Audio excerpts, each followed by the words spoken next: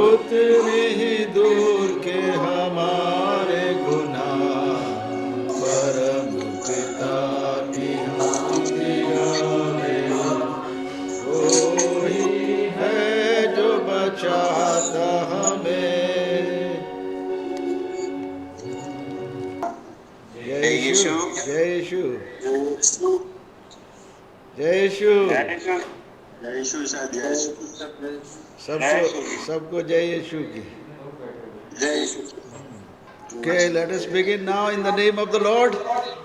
Glory to the Father, Son and the Holy Spirit. जय यीशु, जय यीशु। प्रभु का धन्यवाद हो। हम 4 नंबर से बोल रहे हैं, यीशु दरबार के कैंपस से बात कर रहे हैं आपसे। हम लोग यीशु दरबार कैंपस में हैं, लेकिन 4 नंबर में हैं, जहाँ शुरुआती दौर पर कभी प्रार्थनाएं शुरू हुई थी। जब यीशु दरबार यहाँ पर शुरू नहीं हुआ था, उस समय प्रार्थनाएं इसी जगह पर होती थी जहाँ हम आज बैठे हुए हैं। वहीं से सब प्रार्थनाओं का परमेश्वर ने उत्तर दिया और यीशु दरबार की कलीसिया उत्पन्न हुई। प्रभु का धन्यवाद हो।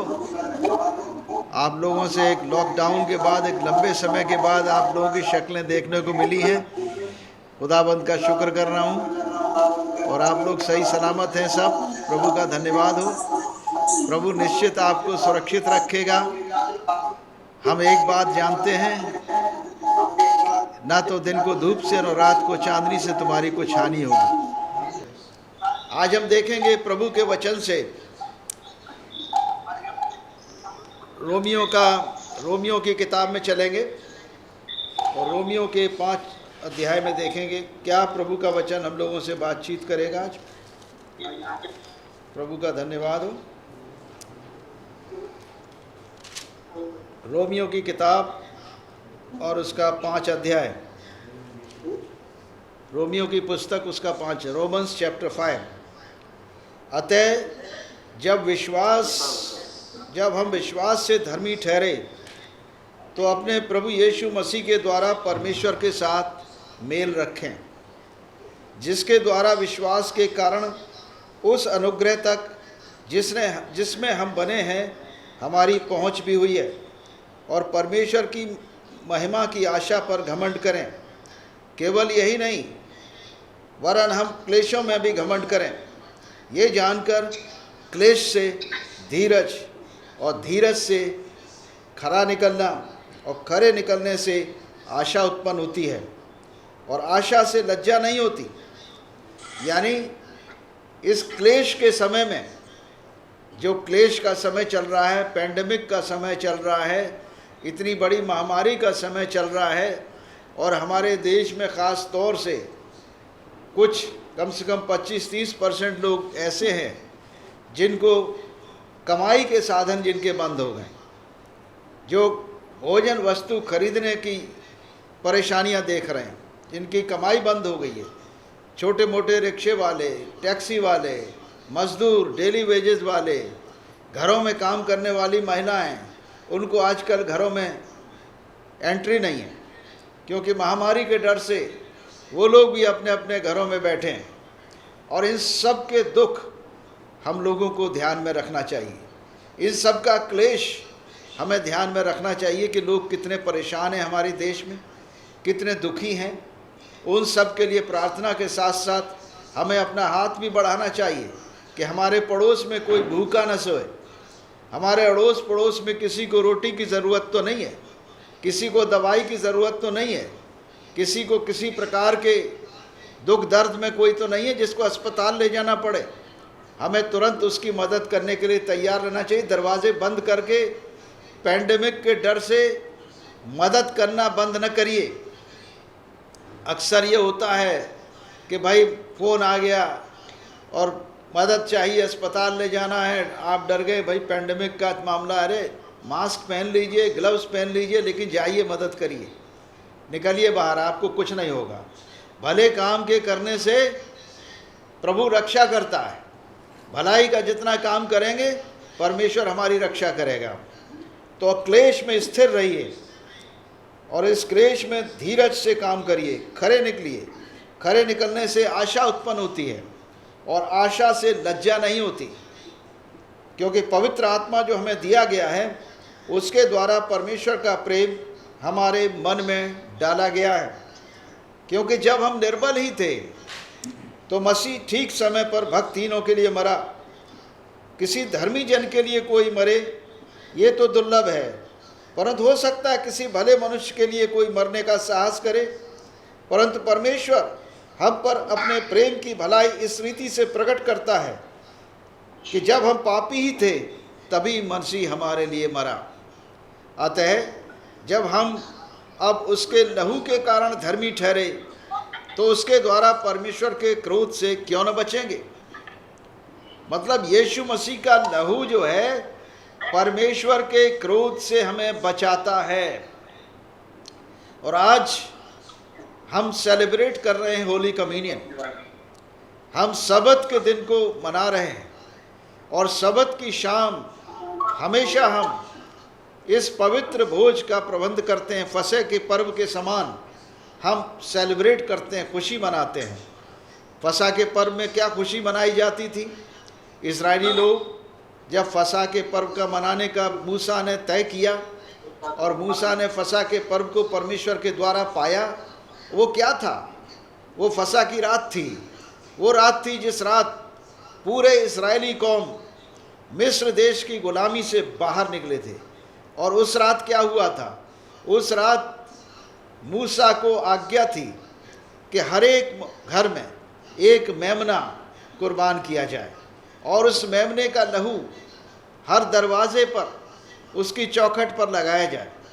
और जिस किसी दरवाजे और चौखट पर मेमने का लहू लगा होगा उस घर में मौत का फरिश्ता नहीं घुसेगा। वो महामारी का वक्त था।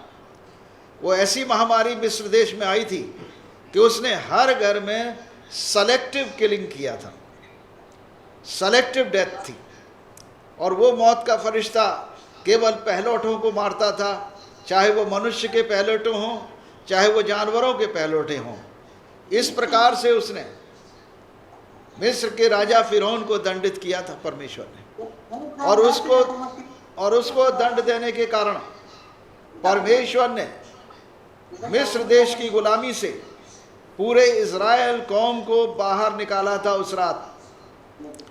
परंतु इज़राइल की कौम के घरों पर जिस जिस घर पर यीशु के उस मेमने के लहू का निशान जिसकी चौखट पर था, उस घर पर इस महामारी का फरिश्ता नहीं घुसा।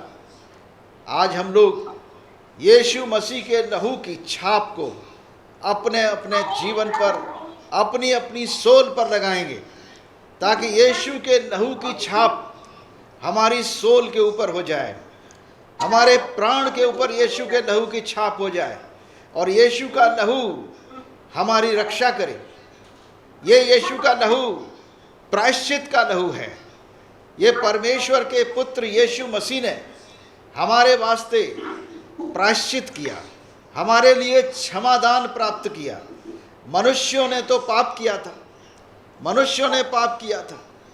मनुष्य पापी स्थिति में था और उसी पापी स्थिति में, पाप के हालात में परमेश्वर ने अपने निष्कलंक और निष्पाप मेमने को, जो उनका स्वयं प्रिय पुत्र है, इस पृथ्वी पर भेज दिया कि वो मनुष्य बनकर हम सबके पाप और श्रापों की जिम्मेदारी अपनी देह पर ले ले और हमारे वास्ते अपने आप को कुर्बान कर दे। और उतना ही नहीं, उसका लहू हमारे प्राण को बचाने के लिए इस्तेमाल किया जाए। प्राण कैसे बचेगा? पाप क्षमा से। पाप क्षमा हो जाती है तो हम धर्मी हो जाते हैं, अधर्मी से हम धर्मी बन जाते हैं। पाप है जो हमें अधर्मी बनाता है। पाप क्षमा यीशु मसीह के लहू के द्वारा हमें धर्मी बनाती है। यीशु मसीह पर जब हम ईमान लाते हैं और उसके लहू को जो 2000 साल पहले बहाया गया अपने प्राण और आत्मा में ग्रहण करते हैं, हमें पाप की क्षमा मिलती है, उसका लहू हमें पापों से धो देता है। मेरे प्रियो, इस बात को हमें याद रखना है कि हम उसके लहू के कारण धर्मी ठहरे हैं, यीशु के लहू के कारण धर्मी ठहरे हैं, और इस कारण हम परमेश्वर के क्रोध से बच गए। हम उस परमेश्वर के उस जजमेंट से, उस न्याय से जो वो अंत के दिनों में पृथ्वी पर करेगा, जब परमेश्वर का सिंहासन मनुष्यों के बीच में होगा और पूरी पृथ्वी के लोग, जीवित या मुर्दा, सभी परमेश्वर के सिंहासन के सामने खड़े होंगे और सिंहासन के सामने खड़े होकर प्रभु के न्याय का सामना करेंगे। लेकिन परमेश्वर के लोगों का क्या होगा? जो धर्मी ठहर चुके हैं, जिन्होंने प्रभु यीशु मसीह के लहू से अपने आप को शुद्ध कर लिया है। प्रभु का वचन जो हम पढ़ रहे थे रोमियो के 5 अध्याय से, और ये प्रभु का वचन हमें गारंटी देता है कि आशा से लज्जा नहीं होती। हम अपनी आशा न खोएं, ख़ास तौर से इस दौरान जो पूरी दुनिया डिप्रेशन में चल रही है। कहीं इकोनॉमिक डिप्रेशन है तो कहीं आत्मिक डिप्रेशन है, मानसिक डिप्रेशन है, सब प्रकार के डिप्रेशन हो रहे हैं दुनिया में। लेकिन प्रभु परमेश्वर का आत्मा, जब पवित्र आत्मा हमें मिलता है, पवित्र आत्मा हमारा साथ देता है, हमारे संग आता है, और जब प्रभु वचन की हम संगति करते हैं तो हमें वो बाहर निकाल देता है हर प्रकार के डिप्रेशन से, चाहे वो कैसा भी डिप्रेशन क्यों ना हो। तो यीशु मसीह हमसे यही बताना चाह रहे, यीशु का लहू की बात हम कर रहे हैं। आज हम सेलिब्रेट कर रहे थे कि प्रभु यीशु मसीह के उस लहू का एक प्रतीक मूसा के वक्त में भी हुआ था। तो मूसा के वक्त में वो निष्पाप और निष्कलंक मेमना, 1 साल का मेमना कुर्बान करके उसके लहू को दरवाज़ों पर लगाया गया था, और उस महामारी से वो सब बच गए थे, केवल इस्राएली लोग, और बाकी जिनके लहू नहीं लगा हुआ था उनमें से कोई भी नहीं बचा। उनके घरों में कोई न कोई, हर घर में, पूरे मिस्र देश में हाहाकार मच गया, क्योंकि वहाँ पहलौठे जानवरों से लेकर मनुष्यों तक मारे गए। परंतु इज़राइल के परिवारों में सुरक्षा बनी रही। आज की तारीख में इस सुरक्षा का एक ही कवच है हमारे लिए। पिछले 2000 साल से परमेश्वर ने अपने पुत्र की, निजी पुत्र की, निष्पाप और निष्कलंक मेमना बनाकर इस पृथ्वी पर भेज दिया, और उसके लहू की कुर्बानी के द्वारा, उसके क्रूस पर चढ़ाए जाने के द्वारा, उसके क्रूस पर बहाए लहू के द्वारा हमारे सब पाप धोए जाते हैं। और जब उसका लहू हमारे प्राण पर लगा होता है, हमारे प्राणों को कवर करता है, वो उसका लहू जब हमारे घर को कवर करता है, हमारे बाल बच्चों को, परिवारों को कवर करता है, कलीसिया को कवर करता है, पूरे यीशु दरबार को कवर करता है, पूरे चर्च और कलीसियाओं को कवर करता है, हमारे देश और प्रदेश को कवर जब यीशु का लहू करता है, तो निश्चित जानिए कि शैतान उस इलाके को छोड़कर भाग जाता है। मौत का फरिश्ता भी भाग जाता है, क्योंकि यीशु के लहू की सामर्थ जीवन की सामर्थ है। उसके लहू में जीवन है और वो जीवन हमें देता है। आज इसी प्रकार से रोमियो के 5 और 9 में लिखा है, अतः जब हम सब उसके लहू के कारण धर्मी ठहरे, यीशु के लहू के कारण हम धर्मी ठहरे, तो उसके द्वारा परमेश्वर के क्रोध से क्यों न बचेंगे। क्योंकि बैरी होने की दशा में उसके पुत्र की मृत्यु के द्वारा हमारा मेल परमेश्वर के साथ हुआ, तो फिर मेल हो जाने के बाद हम जीवन के कारण हम उद्धार क्यों नहीं पाएंगे। केवल यही नहीं, परंतु हम अपने प्रभु यीशु मसीह के द्वारा, जिसके द्वारा हमारा मेल हुआ है, परमेश्वर में आनंदित हैं। और इसीलिए हम उस न्याय और दंड की अंतिम प्रक्रिया से भी बच जाते हैं, जब यीशु के लहू को हम अपने प्राणों पर ग्रहण करते हैं। यहाँ लिखा है, अतः रोमियो के 8 अध्याय उसके 1 पद में, अतः अब जो मसीह यीशु में हैं उन पर दंड की आज्ञा नहीं, क्योंकि वे शरीर के अनुसार नहीं वरन आत्मा के अनुसार चलते हैं। आज हमें लहू के द्वारा आत्मा की प्राप्ति होती है। यीशु के लहू में पवित्र आत्मा है। यीशु के लहू की कुर्बानी में जो हमारे वास्ते बहाया गया है पवित्र लहू है, और वो निष्पाप निष्कलंक लहू हम सब के प्रायश्चित का कारण है। प्रभु यीशु मसीह ने क्षमा दान प्राप्त किया है पूरे दुनिया के लिए, पूरी मानव जाति के लिए। प्रभु यीशु मसीह ने क्षमा दान प्राप्त करके हमारे लिए क्षमा का मार्ग खोल दिया है। केवल हमें क्या करना है? विश्वास करना है। और विश्वास किस पर करना है? जीवते परमेश्वर के पुत्र यीशु मसीह पर, कि वो हमारे वास्ते, हमारे जीवन के लिए, हमारे अनंत जीवन के लिए, हमारे पापों के कारण अपने देह को कुर्बान किया, अपनी देह पर हमारे पापों की जिम्मेदारी ले लिया। अर्थ यह है कि उसने हमारे वास्ते अपने आप को कुर्बान कर दिया। यशाया 53 और 5 के अनुसार वो हमारे अपराधों के कारण घायल किया गया, वो हमारे अधर्म के लिए कुचला गया, हमारी शांति के लिए उस पर ताड़ना पड़ी, ताकि उसके कोड़े खाए जाने से हम चंगे हो जाएं। यीशु हमारे पाप अपराध देह पर लेकर क्रूस पर चढ़ गया, ताकि हम पाप के लिए मरकर धार्मिकता के लिए जीवन बिताएं, और उसी के मार खाने से हम चंगे हुए। यीशु मसीह के कोड़े खाए जाने से हम चंगे होते हैं। अगर मसीह विश्वासियों के पास कोई सुरक्षा कवच है तो वो है यीशु का लहू। उसके अलावा कोई सुरक्षा कवच नहीं है। उससे बड़ा सुरक्षा कवच परमेश्वर की ओर से कुछ नहीं दिया गया है, क्योंकि लहू ने पहलौठों को बचाया था। पूरे इस्राएल देश के पहलौठों को बचाया था इसी लहू ने, कुर्बानी के लहू ने। और आज परमेश्वर के पुत्र की कुर्बानी का लहू सारी पृथ्वी को बचाने को तैयार है। क्या आज पृथ्वी के लोग इस कुर्बानी का महत्व समझ पाएंगे? क्या इस कुर्बानी का महत्व मसीही समाज के लोग समझते हैं? मुझे बहुत इसमें शक है, क्योंकि मसीही समाज में यीशु के लहू की कुर्बानी की बात ज़्यादा नहीं करी जाती। होली कम्युनियन की बात करते हैं और वो एक रिचुअल के समान खत्म हो जाता है। ये सैक्रामेंट है, रिचुअल नहीं है। और ये ऐसा सैक्रामेंट है जिसे हमें बार बार याद करना है, बार बार अपनी जनरेशन्स को बताना है। जैसे इज़राइल के लोग आज तक फसह का पर्व मनाते हैं। क्यों मनाते हैं? क्योंकि उन्हें परमेश्वर ने, इज़राइल जब गुलाम था, जब मिस्र देश में गुलाम था, और जिस रात इज़राइल मिस्र की गुलामी से बाहर आया, उस रात परमेश्वर ने कुर्बानी का मेमना कुर्बान करने को कहा था। और वो मेमने का लहू हर दरवाजे, हर घर पर लगाया गया था, और उस घर में मौत का फरिश्ता न घुसा, वरन पूरे मिस्र देश में हाहाकार उस रात मचा था।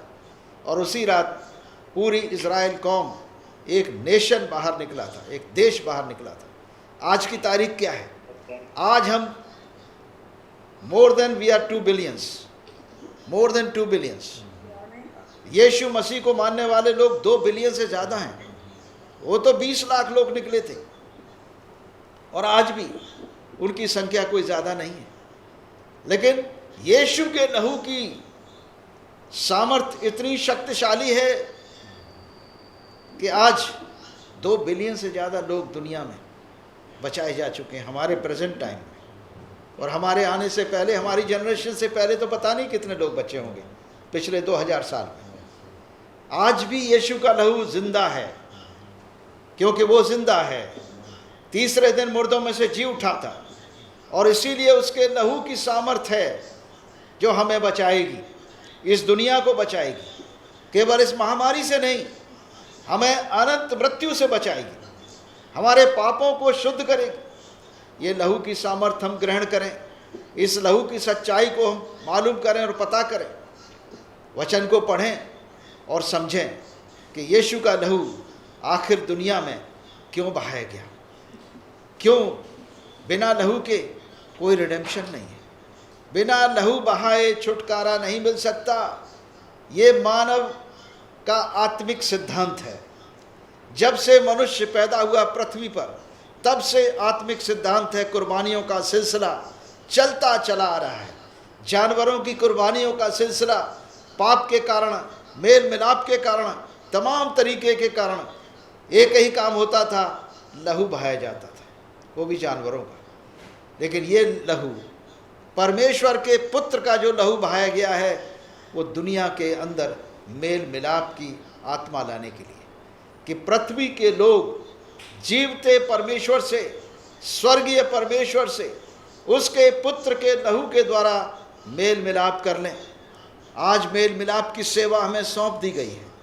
आज हम मेल मिलाप की सेवा यीशु दरबार के माध्यम से कर रहे हैं। हम मेल मिलाप का सुसमाचार दुनिया को सुना रहे हैं कि जीवते परमेश्वर से मेल कर लो, पृथ्वी के सृष्टिकर्ता से मेल कर लो, स्वर्ग और पृथ्वी के मालिक से मेल कर लो।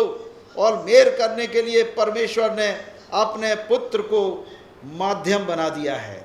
उसके बिना हमारा मेल पिता परमेश्वर, हमारे सृष्टिकर्ता से नहीं हो सकता, क्योंकि परमेश्वर ने अपने पुत्र को मनुष्य की समानता में और मनुष्य के स्वरूप में भेजकर पृथ्वी पर मेल का समाचार दिया है।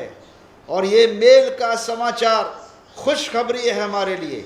ये सुसमाचार है कि परमेश्वर पृथ्वी से मेल करना चाहता है, और ये मेल करने में एक बड़ी कुर्बानी करनी पड़ी है। पर पृथ्वी से परमेश्वर का कैसे मेल हो? एक ही तरीका था, निष्पाप निष्कलंक मेमने का लहू, और वो लहू था स्वयं अपने पुत्र यीशु मसीह का। और उसके लहू के द्वारा सारी मानव जाता, सारी सृष्टि के पाप धुल जाते हैं। और ये हम विश्वास के द्वारा ग्रहण करते हैं। और परमेश्वर से मेल मिलाप उसके पुत्र यीशु मसीह के लहू के द्वारा ही होता है। आइए, आज के दिन जो हमने सबत का दिन चुना है, और सबत के दिन हम, जैसे यहूदी लोग, इजरायली लोग अपने छुटकारे को याद करते हैं 4,000 साल पुराने, उतने पुराने छुटकारे को जब वो मिस्र देश से छूट कर बाहर आए, हम भी याद करते हैं पिछले 2000 साल से, कि अरबों लोग उस छुटकारे से स्वर्ग राज्य में प्रवेश करे। और उनमें हम लोग भी हैं, जो आज प्रभु की मेज़ पर उसकी कुर्बानी के देह को और उस कुर्बानी के लहू को ग्रहण करने के लिए आते हैं। प्रभु परमेश्वर ने जो इस्टेब्लिश किया हमारे लिए, ये कुर्बानी का दिन और ये कुर्बानी का लहू, ये कुर्बानी की वजह, कारण यही है कि ये प्रभु यीशु मसीह का सुसमाचार, ये खुशखबरी का सुसमाचार, प्रभु ने जब जिंदा होने के बाद तीसरे दिन जब मुर्दों में से जी उठे, तो अपने चेलों के सामने प्रकट हुए, उनके साथ खाया पिया और उनको बताया। लूका नबी की किताब उसका 24 अध्याय उसके 46 पद से प्रभु ने कहा, यूँ लिखा है कि मसीह दुख उठाएगा और तीसरे दिन मरे हुओं में से जी उठेगा, और यरूशलेम से लेकर सब जातियों में मन फिराव का और पाप की क्षमा का प्रचार उसी के नाम से किया जाएगा। मतलब यीशु मसीह के नाम से पाप क्षमा का प्रचार इसलिए किया जाएगा कि यीशु मसीह का लहू हमें हमारे पापों से शुद्ध करता है, इसलिए यीशु के नाम से प्रचार किया जाएगा। और इस प्रकार से हम देख रहे हैं कि प्रभु के वचन में किस प्रकार यीशु मसीह ने प्रभु भोज की और इस फसह के पर्व की नए फसह के पर्व की एक नई सील दिया, एक नया वाचा दिया। पुरानी वाचा मूसा की वाचा थी, जिसके द्वारा पूरा इज़राइल देश छुटकारा पाया था गुलामी से, पॉलिटिकल फ्रीडम मिली थी उन्हें। और आज यीशु मसीह का लहू पॉलिटिकल फ्रीडम के लिए नहीं है, यीशु मसीह का लहू पाप, श्राप और मृत्यु से आज़ादी के लिए है। हालेलुया, जय यीशु। प्रभु का वचन मत्ती 26 में, मत्ती उसका 26 अध्याय कहता है जब वे खा रहे थे तो यीशु ने रोटी ली और आशीष मांगकर तोड़ी और चेलों को देकर कहा, लो खाओ, ये मेरी देह है। और फिर उसने कटोरा लेकर धन्यवाद किया और उन्हें देकर कहा, इसमें से सब पियो, क्योंकि ये वाचा का मेरा वो लहू है जो बहुतों के लिए पापों की क्षमा के निमित्त बहाया जाता है। इसको गहराई से समझ लीजिए। यीशु मसीह का लहू पापों की क्षमा के नित्य बहाया जाता है, निमित्त बहाया जाता है। यानी यदि हम पापों की क्षमा चाहते हैं तो बिना यीशु मसीह के लहू से हमारे पाप नहीं धुल सकते। हमारे गुनाहों का खामियाजा और उसका पूरा पूरा प्रायश्चित प्रभु यीशु मसीह ने क्रूस पर टंग कर दिया, अपनी मृत्यु से दिया, अपने लहू को बहा कर दिया।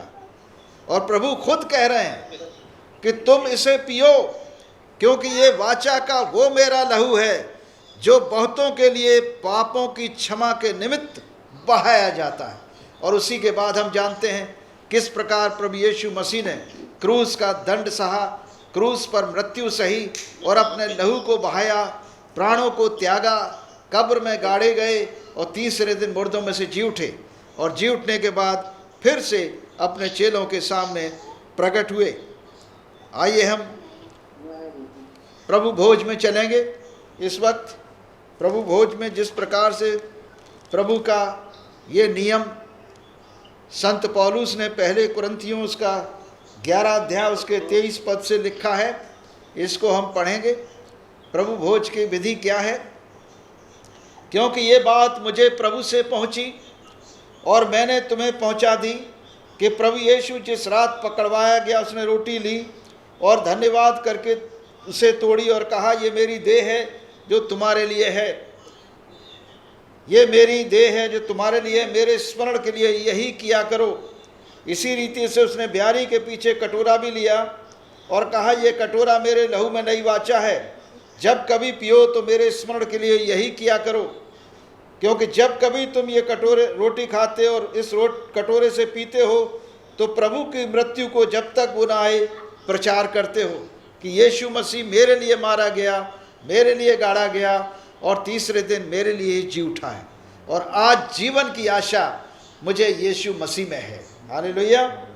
इसलिए जो कोई अनुचित रीति से प्रभु की रोटी खाए या उसके कटोरे में से पिए, वो प्रभु की देह का लहू का अपराधी ठहरेगा। ये बड़ा गंभीर है।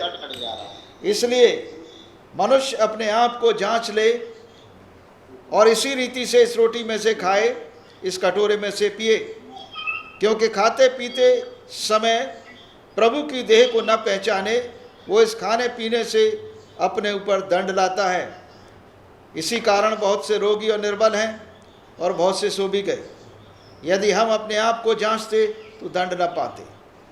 ये वक्त है हम अपने आप को जांचें, अपनी दुर्बलताओं को देखें, अपनी कमज़ोरियों को देखें, अपने गुनाहों को देखें, अपने मन को फिराएं।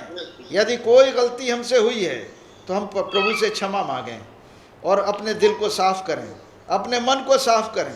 कोई कड़वाहट न रखें किसी के प्रति, अपने मन से हर प्रकार की कड़वाहट को निकाल दें। हमारे साथ प्रार्थना करिए। पहले बोलिए, हे पिता परमेश्वर,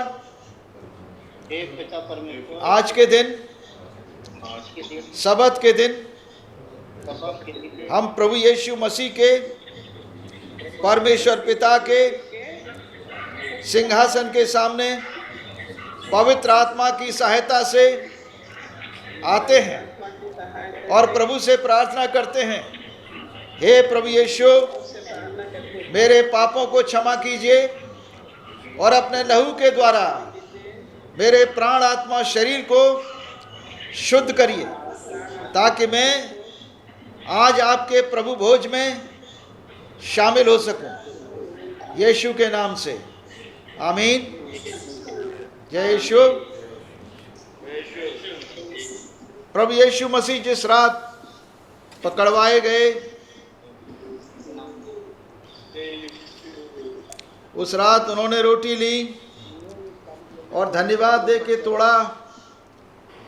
आप लोग रोटी ले लीजिए अगर आपके पास रोटियां हैं, जहाँ भी आप हैं रोटी ले लें अपने हाथों में। परिवार के मुखिया रोटियां ले लें हाथों में और धन्यवाद दे के तोड़ें, क्योंकि ये प्रभु यीशु मसीह की देह है जो हमारे वास्ते तोड़ी गई है। ये यीशु की देह है जो हमारे लिए तोड़ी गई है। उसी प्रकार प्रभु ने कटोरा लिया जिसमें दाखरस है और कहा, ये मेरे लहू में नई वाचा है।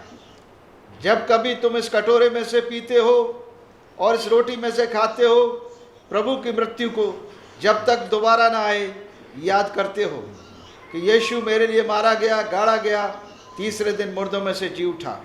आमीन। अब अपने घर वालों को सबको रोटियां दे दीजिए और सबको वो दे दीजिए दाखरस।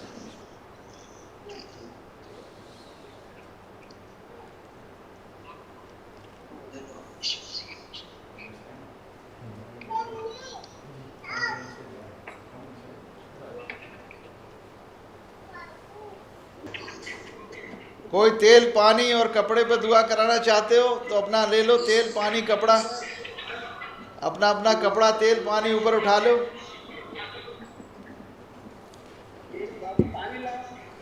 पानी कपड़ा तेल ऊपर उठा लीजिए, हम दुआ करेंगे।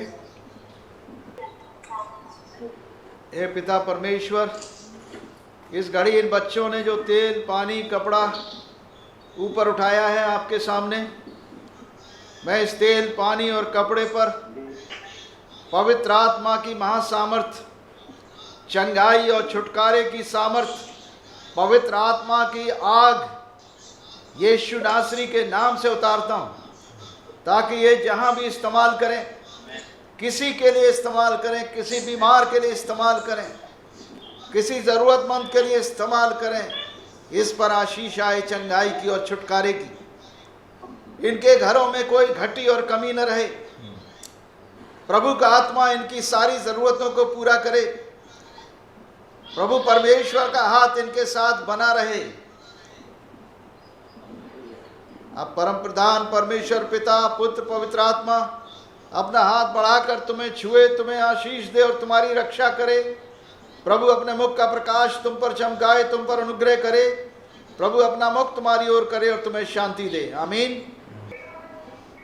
बेटी रिहाना गाना गाएंगी। इस समय विशेष गीत होगा।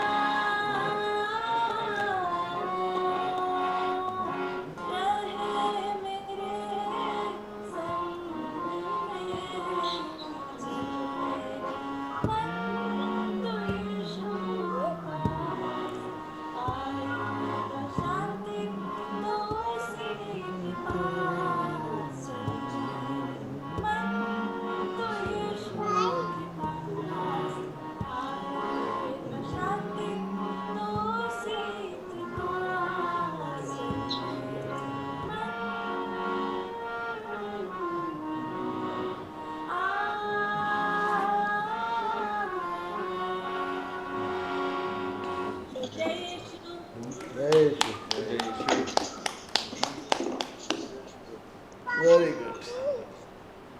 आप इंटरेक्ट कर लीजिए। हाँ बिल्कुल, और भी लोग जो ज्वाइन कर सकते हैं दूर दूर से, जहाँ भी है। लोगों को जोड़ेंगे सर, लोगों को जोड़ेंगे सर, जोड़ देंगे। उनको बता दिया जाएगा फ़ोन से कि भाई अपना होली कम्युनियन का सामान रख लें, एक रोटी और दाखरस रख लें और तोड़ के वहीं उसी समय अपने बच्चों को दें और प्रभु का भोज में शामिल हो और बहुत कुछ आशीष मिलेगी। जी सर, जी सर।